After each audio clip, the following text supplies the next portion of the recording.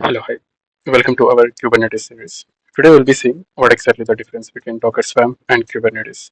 We'll be seeing what exactly the industry acquired solutions for orchestration with respect to Docker Swarm and Kubernetes, and a quick comparison with respect to the setup as well as learning and scalability and performance wise, and also the top features of Docker Swarm and Kubernetes both. And also we'll be seeing a one step ahead comparison with respect to the industry adoption and ecosystem support, and use case comparison also we are going to see, and a quick analysis or understanding in which case we can choose Docker Swarm and in which case we can choose the Kubernetes. So let's begin with our here. First thing was Docker Swarm was developed and managed by Docker Ansible, and Kubernetes was Google. It was developed by Google, and it made it as a open source and maintained by CNCF. CNCF is Cloud Native Compute Foundation. And in one liner, we can say Docker Swarm. It is the Docker's own built-in tool for running the containers across the multiple missions, and it is simple to use, and it is very much useful for smaller teams to adopt it. And here it is a built-in Docker feature and no extra installation is required, and it uses the Docker CLI which is already existing, and also it manages the containers across the multiple servers.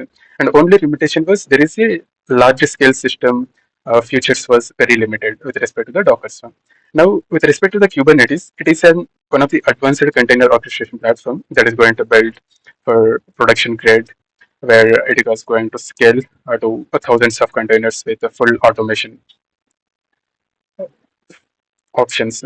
And here, it is a Kubernetes was the industry standard where it was used by Kubernetes. I mean, Google, Netflix, or Amazon, many of the companies.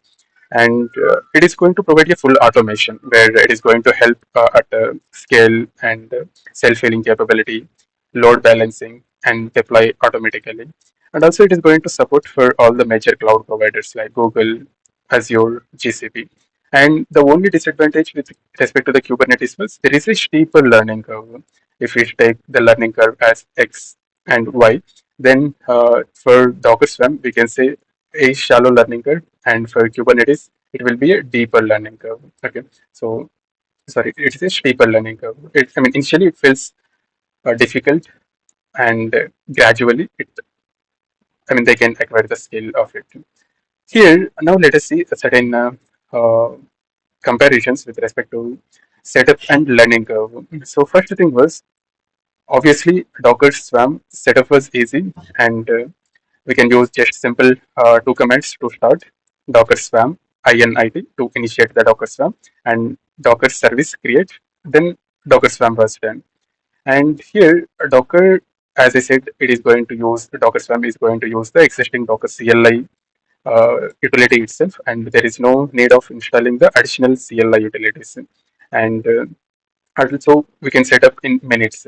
I mean, quickly we can set up, and especially for learning environments and demo environments, we can use the Docker Swarm. And here, the complexity level was the setup and learning curve was here. It is low or beginner level, we can say. Now coming to the Kubernetes, it is quite complex, where let's say I mean, for setting up, it includes the multi-step setup. There is a multiple concepts like cluster, kube config, namespaces, YAML files, and it is especially for new concepts to learn. There is a multiple components and concepts involved like pods, deployment, services, ingress, etcd, kubectl. It is like command line interface. Additionally, we need to learn in Docker case. It uses the existing Docker CLI itself. And obviously, it is worth of using a Kubernetes or learning it. Why? Because it is a one of the high demanding skill among the industry wide, and also the industries are making it as a standard to use the Kubernetes. Okay, and with respect to the complexity level, we can say it is high or difficult. We can say with compared to the Docker Swarm. And now let us see another aspect of comparison with respect to the scalability and performance. First thing, Docker Swarm, where it is going to works great for smaller teams or else medium-sized applications. Whenever the user traffic for that particular application is very minimal or medium range. In that case, we can use the Docker Swarm, and it is going to handle some tens of containers comfortably. And with respect to the scaling, respect to Docker Swarm and Kubernetes, so here, especially for massive at scale applications, so in that case, Kubernetes is going to handle. Okay, the performance is good in that particular case where 3-digit or 4-digit containers also it can handle some thousands of containers also. And when it comes to at scale, so here you need to manually configure the scaling features, everything with respect to the Docker Swarm. And in Kubernetes, there is a concept of horizontal pod autoscaler and vertical pod autoscaler, where it is automatically going to add the containers whenever the traffic is more or traffic is spiking. And with respect to the learn uh, sorry, especially for managing at scale, there is a lot of struggles we need to face where thousands of containers is difficult to manage with respect to the Docker Swarm. And coming to the Kubernetes, where we can handle thousands of nodes, and we can run multiple containers with the Kubernetes without any manual intervention. And especially, as I said, for mid or small sizer teams, let's say we have 5 to 50 containers, we can comfortably manage that by using a Docker Swarm. Let's say we want to go with the thousands of containers. Then, in that case, we need to choose the Kubernetes as our solution. And now, let us see another aspect of comparison with respect to features wise, like head to head comparison of Docker auto scaling. Here, let us see a comparison, the Docker Swarm versus Kubernetes, or how it was lagging, or what exactly it was good at, and what exactly it was good at. First thing was Docker Swarm provides a basic auto scaling where manual replication is required, and no traffic based auto scaling is auto scaling feature is available. With respect to the Kubernetes, we are able to have a horizontal pod auto scaler as a built-in feature where we are going to scale up and down automatically by CPU usage and memory and traffic spikes. And the next feature was self-healing capability. So here Docker Swarm will just restarts the failed containers, but with only a limited. But in Kubernetes, there is a full self-healing that is going to restart automatically and reschedules as well as replaces the failed pods also. And with respect to the rolling update feature, where Docker Swarm provides a basic rolling update support with limited access controls, and Kubernetes supports some advanced rolling updates. There is a deployment strategies like Canary, Blue Green, rollback, all built in. I mean, these are all rollback was the built in feature, and also it supports the Canary and Blue Green deployments. And with respect to the load balancing feature, Docker Swarm also supports a built-in basic load balancing across the services. And with respect to the Kubernetes, it is some more advanced where it is going to balance the load properly. And with respect to the security and RBAC role-based access controls, Docker Swarm is obviously very limited, and there is no proper role-based access control is provided. And with respect to the Kubernetes, we can able to achieve a full RBAC and network policies and security management, everything. And finally, the storage and configuration, where in Docker Swarm, it provides a basic volume support, and there is a limitation with the config maps equivalent. And when we come to the Kubernetes, it provides a PV and a PVCs, persistent volume clients, and it also supports the storage classes, config maps, secrets, and full stack. It is going to be supported. And now a different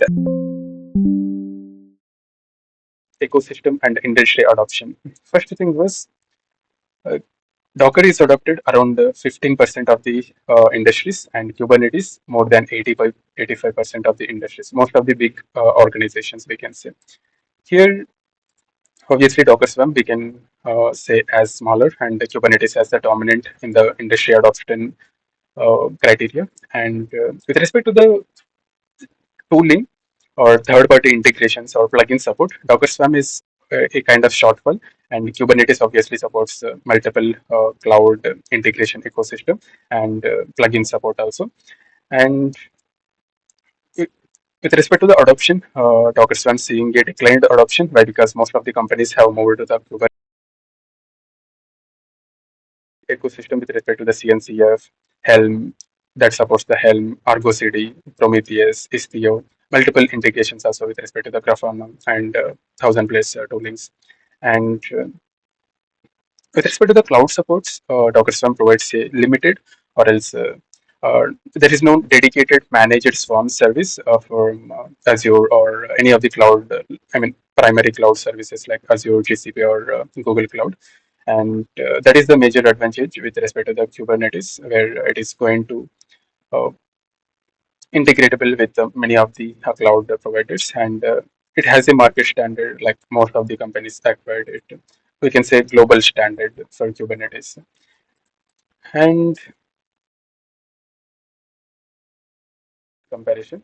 So here we can say we can choose Docker Swarm whenever we are, let's say the team is medium or a kind of a startup. Okay, so obviously in that particular case, traffic won't be a major criteria. There will be a minimal or medium traffic spike. In that case, Docker Swarm is capable of handling that, especially for enterprise application. Then Kubernetes is the obvious solution for that. And especially if you are a beginner or starting a learning with the container orchestration platform, in that case, you can choose the Docker Swarm, and it is a perfect learning point. And with respect to the Kubernetes, you can go whenever you are moving or working on the product to maintain a more reliability and zero downtime. And especially the Docker Swarm is easy to set up, as I said, and there is very minimal configurations required. And for Kubernetes, it requires some more service configurations, and uh, also it handles the multiple services perfectly. But configuration complexity also it is more. And finally, let's say if the organization they don't have a dedicated team for managing the orchestrations like DevSecOps team or DevOps team, centralized DevOps team. In that case, they can choose the Docker Swarm. Their entire applications and workloads are deployed through the Kubernetes. In that case, obviously, they need to choose the Kubernetes as their suggestible solution for that use case. Now, a quick summary and a recap about our discussion. First thing was a Docker Swarm can be used whenever the team size is small, and whenever, let's say, in your team each other knows, and there is a simple structure of their applications, and in big organizations, whenever there is a multiple departments, and let's say that need to handle massive operations with a full end-to-end structure. In that case, obviously they can adopt the Kubernetes as their solution. So the bottom to understand the concepts, and then gradually or move to the Kubernetes for real-world production use cases. Here is a kind of comparison criteria with respect to the Docker Swarm and Kubernetes. Setup speed, scalability, learning curve, and best for. Here, Docker Swarm is going to win with respect to the setup. Why? Because Kubernetes is huge time-taking process and complex process. And with respect to the scalability, obviously Kubernetes is the winning, and learning curve. Obviously, here Docker Swarm it follows a shallow learning path, and Kubernetes has a steep learning curve, and it is best for especially for learning or small team size, and especially for productions. Kubernetes is the best thing. And in the upcoming video, we'll be seeing a Kubernetes architecture deep dive and associated components with respect to the control plane, nodes, pods, etc. Each and every component with a proper architecture overview, we will be going to see and deep dive into that particular technical concepts. And that's it for this particular video. I hope so you found certain insightful information out of this particular video, and stay tuned for more videos. Thanks for watching. All the best for your learning.